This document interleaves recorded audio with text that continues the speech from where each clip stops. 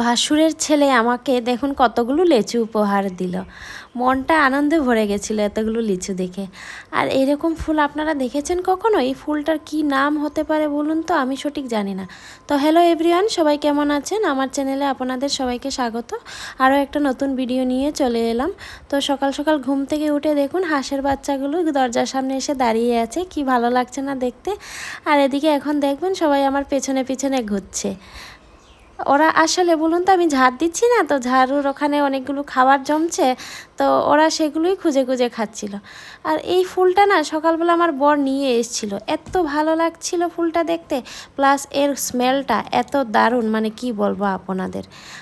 আর তারপর আমার বর নিয়ে এলো দেখুন পুরো আস্ত একটা চিকেন, দুজনে মিলে আমার যা আর ও দুজনে মিলে পরিষ্কার করে এখন সেটাকে একটু হালকা জ্বালিয়ে নেবে, কারণ লোম ছিল না, চামড়া শুদ্ধ ওটাকে রান্না করা হবে। তারপর আজকে কি করলাম বলুন তো, আমার আলমারিটা খুললাম, কারণ অনেক বছর না, 1 বছর থেকে এগুলো জমে আছে পুরো আলমারিতে, সেগুলো বের করে আজকে ভালো করে রোদ দিয়ে দিলাম। আর এই দেখুন, এটা হচ্ছে আমার বিয়ের ওড়না, বেশ সুন্দর না, অনেকটা বড় ছিল। পরে আমরা মা মেয়ে দুজনে ছাদে চলে গেলাম। তারপর বেশিক্ষণ ছিলাম না, অনেকটা রোদ নেমে চলে এসেছি। আর এদিকে আমাদের পাশে একটা অনেক বড় লেচুর গাছ আছে, তো সেখান থেকে সবাই পেরে নিয়ে খায়।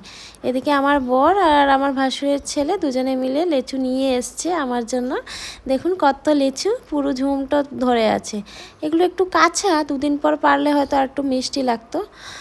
তারপর কাণ্ডটা দেখুন কিভাবে কালো করে মেঘ আসছে আকাশে। দৌড় দিয়ে ছাদে চলে গেলাম, কারণ না হলে এত কাপড় বার করা হয়েছে সব ভিজে খারাপ হয়ে যাবে।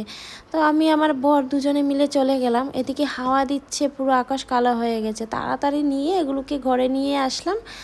আর সে নিয়ে আসতে আসতে সেরকম প্রচণ্ড বৃষ্টিও নেমে গেল। এখন তাহলে আসছি বন্ধুরা, সবাই ভালো থাকবেন, সুস্থ থাকবেন।